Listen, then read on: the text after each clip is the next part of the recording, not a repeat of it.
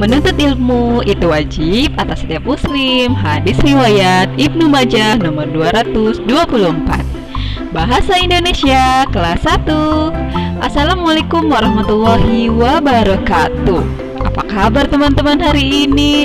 Masya Allah, kita bertemu kembali ketika selesai mengerjakan ujian PTS atau penilaian tengah semester. Bagaimana ujian bahasa Indonesia kemarin? Alhamdulillah ya, cukup mudah bukan soal-soalnya. Semoga ujian kemarin membuat kita evaluasi terhadap kelebihan maupun kekurangan kita dalam pembelajaran 3 bulan lalu. Oke, kita bertemu lagi di pembelajaran bahasa Indonesia hari ini untuk membahas materi baru di bahasa Indonesia. Sebelum belajar, kita berdoa dulu ya. Doa sebelum belajar. Bismillahirrahmanirrahim. Rabbi zidni ilman warzuqni fahman. Amin. Ya teman-teman, pembahasan kita hari ini yaitu tentang materi tema 6, subtema 4. Adapun temanya, teman-teman boleh lihat di buku tema, yaitu lingkungan bersih, sehat, dan asri. Dari Rasulullah SAW, sesungguhnya Allah Subhanahu wa Ta'ala itu suci, yang menyukai hal-hal yang suci. Dia maha bersih yang menyukai kebersihan. Dia maha mulia yang menyukai kemuliaan. Dia maha indah yang menyukai keindahan. Karena itu, bersihkanlah tempat-tempatmu. Hadis riwayat Tirmidzi. Nah, teman-teman, itu adalah salah satu alasan kenapa kita harus menjaga lingkungan kita menuju lingkungan bersih, sehat, dan asri. Ketika lingkungannya sudah nyaman, bersih, sehat, dan asri, bagaimana, Bu? Tentunya harus tetap dipertahankan, dijaga.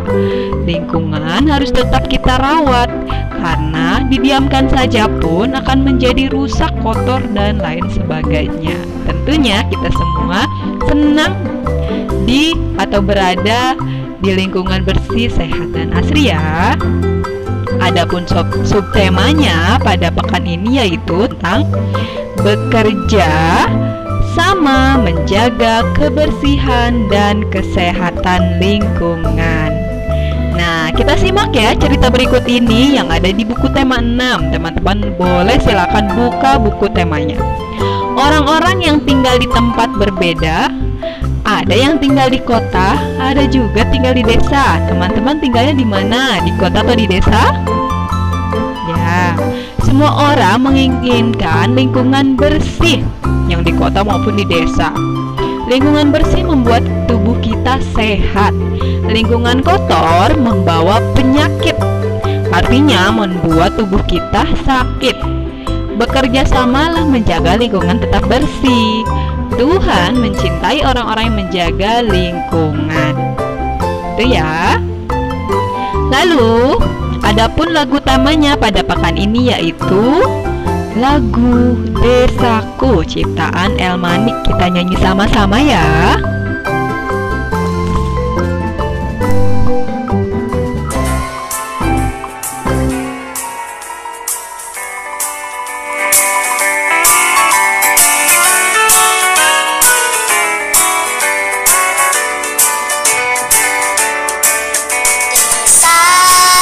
Pujaan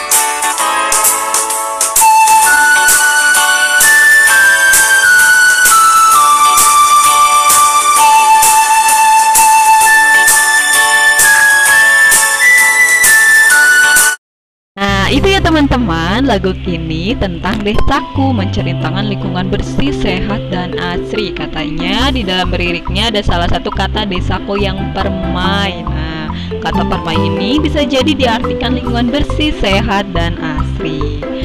Baik teman-teman, kita lanjutkan kembali ke pembahasan materi kita hari ini.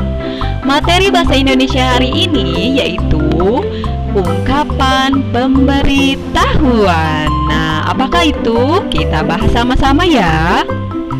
Nah, secara arti, ungkapan pemberitahuan adalah sesuatu yang memberitahukan, ya, atau kalimat yang memberitahukan sesuatu. Teman-teman pasti tidak asing dengan kata pemberitahuan. Kata pemberitahuan biasa kita dengar dengan kata memberitahu, ngasih tahu. Itu adalah kata pemberitahuan, ya. Ungkapan pemberitahuan adalah berisi sebuah informasi sesuatu untuk diketahui yang ditujukan kepada seseorang, orang-orang ataupun halayak. Jadi memberitahu sesuatu informasi kepada banyak orang. Itu tentang pemberitahuan. Lalu, pengertian di Kamus Besar Bahasa Indonesia, pemberitahuan dimaknai sebagai maklumat, disebut juga sebagai pengumuman, proses atau cara dalam memberitahu kepada orang lain. Pemberitahuan ini adalah kata turunan dari kata dasar beri dan tahu, ya. Coba teman-teman pahami. Pemberitahuan adalah kata dasar dari beri dan tahu. Beri adalah memindahkan atau memberikan sesuatu kepada orang lain. Sedangkan tahu adalah pengetahuan. Jadi memberi pengetahuan kepada orang lain. Seperti itu ya. Nah, maknanya beritahu atau memberitahu adalah menjadikan seseorang agar tahu atau agar mengerti. Itu tentang pemberitahuan. Biasanya pemberitahuan disampaikan agar pihak yang dituju bisa mengetahui sesuatu hal, mengerti sesuatu hal, atau agar bisa mengambil tindakan yang tepat. Jadi memberitahu orang lain bisa jadi dalam hal kebaikan atau hal-hal yang baik. Contohnya, coba kita perhatikan contohnya. Nomor 1, ceritanya pemberitahuannya berbunyi seperti ini. Dilarang menginjak rumput. Nah, jadi tidak boleh menginjak rumput. Nomor 2, dilarang memberi makan pada monyet di hutan ini. Ada pemberitahuan berarti ya, jadi tidak boleh memberi makan. Yang ketiga, dilarang parkir. Jadi kamu tidak boleh menyimpan alat kendaraanmu di situ ketika ada tulisan dilarang parkir. Kemudian nomor 4, dilarang membawa binatang peliharaan. Nah, itu juga informasi pemberitahuan. Alhamdulillah, jadi kesimpulannya adalah ungkapan pemberitahuan adalah kalimat yang memberitahukan sesuatu, memberi dan mengetahui, memberitahu. Kemudian biasanya pemberitahuan ini disampaikan agar orang lain mengetahui, mengerti, dan mengambil tindakan dari suatu peristiwa. Dalam Kamus Besar Bahasa Indonesia yang kita singkat KBBI, pemberitahuan dimaknai sebagai maklumat, pengumuman, proses, ataupun cara dalam memberitahu orang lain. Pemberitahuan ini adalah kata turunan dari kata dasar beri dan tahu. Maknanya, beri dan tahu ini atau kita biasa dengar memberitahu adalah menjadikan seseorang menjadi tahu dan mengerti. Nah, alhamdulillah, hikmah pembelajaran kita pada pekan ini yaitu dari materi ini kita bisa mengetahui teman-teman bahwa kalimat pemberitahuan berguna untuk memberikan informasi kejadian kepada seseorang maupun tertulis ataupun secara lisan dengan tujuan orang lain dapat memahami dan mematuhi atau mengikuti aturan dari suatu tempat tersebut. Ya. Nah, itu kurang lebih ya penjelasannya tentang ungkapan pemberitahuan. Kita ke project. Adapun projectnya, lihat, coba perhatikan gambar di samping ini. Ada pemberitahuan, tulisannya yaitu perhatikan dilarang membuang sampah di tempat ini. Kemudian ada gambar bapak yang sedang memasang pengumuman atau pemberitahuan tersebut. Itu adalah pemberitahuannya ya, dilarang membuang sampah di tempat ini. Nah, proyeknya buatlah papan atau poster pemberitahuan tentang menjaga kebersihan dan kesehatan lingkungan ya. Seperti contoh di samping ya. Di samping adalah papan pemberitahuan. Pemberitahuannya yaitu dilarang membuang sampah di tempat ini. Teman-teman bebas, pemberitahuannya apa saja yang pernah teman-teman lihat di jalan, di suatu tempat, ataupun di tempat rekreasi, di kolam renang, dan sebagainya. Pasti ada pemberitahuan untuk menjaga keselamatan atau kenyamanan diri kita. Nah, jadi pemberitahuannya bebas.